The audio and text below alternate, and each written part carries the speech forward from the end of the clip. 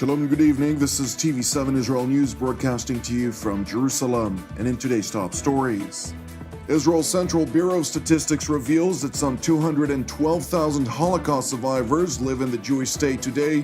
In a report published ahead of the International Holocaust Remembrance Day that was marked with ceremonies across the world commemorating the victims of heinous crimes committed by Nazi Germany during World War II, including the brutal murder of 6 million Jews. Hamas's secret Shura Council decided to escalate the violence in the Palestinian enclave against the Jewish state, gradually until the upcoming Israeli elections that are scheduled to be held on the 9th of April.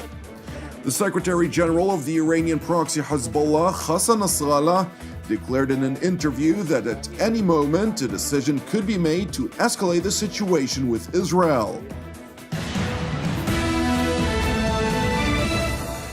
The International Holocaust Remembrance Day was marked yesterday with ceremonies across the world commemorating the victims of heinous crimes committed by Nazi Germany during World War II, including the brutal murder of 6 million Jews. According to a report that was published by Israel's Central Bureau of Statistics, some 212,000 Holocaust survivors live in Israel today, compared to the 221,000 that were recorded last year. According to the report, by 2025, some 102,000 Holocaust survivors are expected to be among the living, while by 2030, the number will decrease to some 53,000. The report is based on data collected by the Holocaust Survivors' Rights Authority at Israel's Ministry of Finance, and predictions were calculated while taking into account changes in lifespan expected in the next 2 decades. Meanwhile, in Jerusalem, the Israeli government's weekly cabinet meeting was held in attendance of 3 Holocaust survivors whom survived Nazi concentration camps, after which they immigrated to the newly established Jewish state. During the meeting, Prime Minister Benjamin Netanyahu underscored the significance of the State of Israel, which, in contrast to the terrible helplessness of the Jewish people in exile, provides its citizens with a defensive barrier. בשואה היה העם היהודי חסר ישע לחלוטין. היום מדינת היהודים היא בין המתקדמות והחזקות בעולם. בראש ובראשונה השבנו לעמנו את כוח ההתנגדות שעבד לנו בגלות. בניגוד לאוזלת היד הנוראה של עמנו אז, היום אנו מכים במבקשי נפשנו ופוגעים בכל מי שמנסה לפגוע בנו.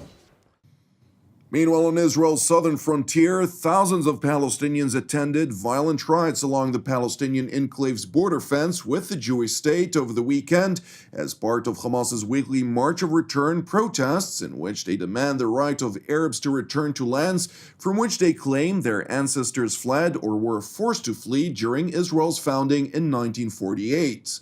While the Islamist rulers of the Gaza Strip claim that the protests are peaceful, one Palestinian demonstrator told TV7 that the weekly event aims to delegitimize Israel among the international community and that the protests ultimately call for the demise of the Zionist entity, as he put it.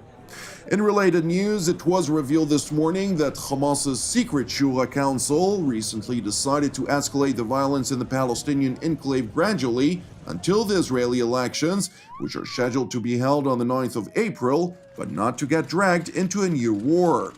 Palestinian sources claim that Hamas believed that it would be easier to pressure Prime Minister Benjamin Netanyahu and achieve its objectives over the next 3 months.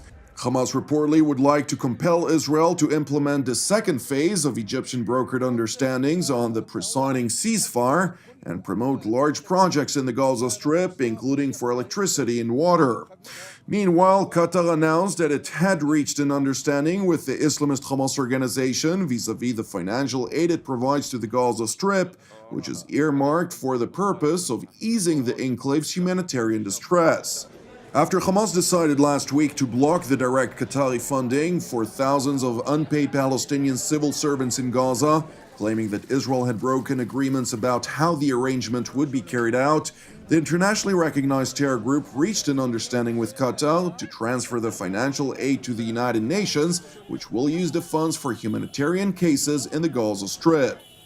It is important to note that the reason behind Israel's decision to delay the transfer of the Qatari donated funds came in response to an increase of Palestinian violence that emanated from the Gaza Strip toward the Jewish state, including indiscriminate rocket fire by Islamists toward the southern communities of Israel, as well as a growing phenomenon of sniper fire that is directed toward Israeli forces that are stationed along the southern frontier.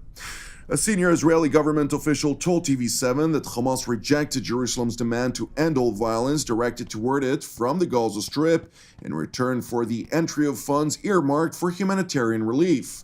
Instead, Hamas sought to circumvent the Israeli demand by using the United Nations to funnel the money into Gaza, a method that in effect will allow Palestinians to continue their violence against the Jewish state without any fear of consequences. Now to Israel's northern neighbor, Lebanon, where the Secretary General of the Iranian proxy Hizbullah, Sheikh Hassan Nasrallah, surfaced for the first time in 2.5 months in an interview with the Mayadeen television network, which is affiliated with his organization. According to Nasrallah, the cross-border attack tunnels, which were recently discovered by Israel, were dug by his organization more than 30 years ago with the aim of conquering the Galilee in a next war with the Jewish state. While the IDF said it discovered 6 subterranean passageways that penetrated northern Israel, the Hezbollah leader claimed that many more tunnels exist and are ready to be used. نعم هناك أنفاق والإسرائيلي بعد سنوات طويلة اكتشف عددا من هذه الأنفاق.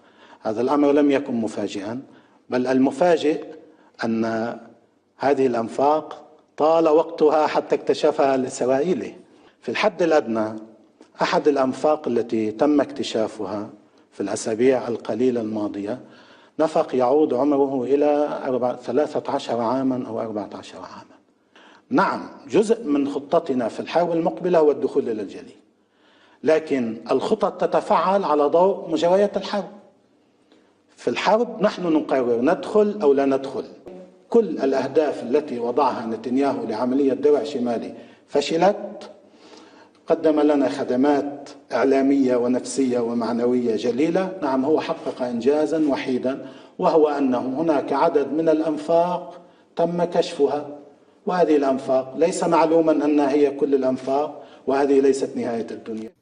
The Iranian-backed Lebanese militia leader further claimed that at any moment a decision could be made to escalate the situation with Israel. في أي لحظة يمكن أن يتخذ قرار، لأنه لا أريد أن أقول أنه الآن اتخذ قرار. في أي لحظة قد يتخذ قرار لتعاطي مختلف مع الاعتداءات الإسرائيلية على سوريا. من قبل من؟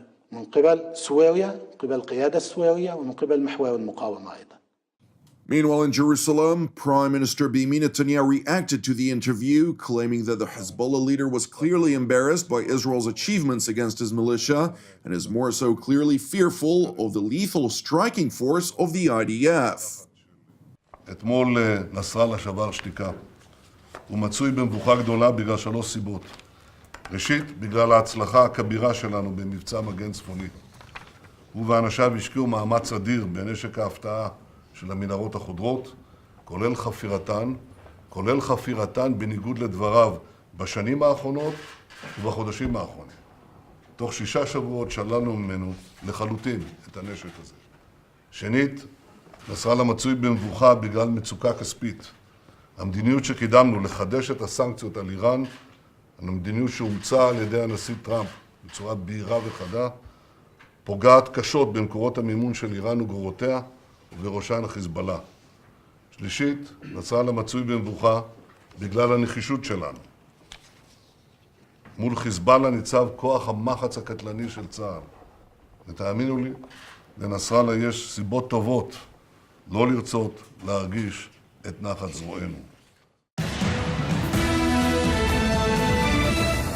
Thank you for watching us. Praying for the peace of Israel and the peace of Jerusalem. I'm Jonathan Hassan of Erev Tov and Shavua Tov. We will see you again tomorrow at the same time.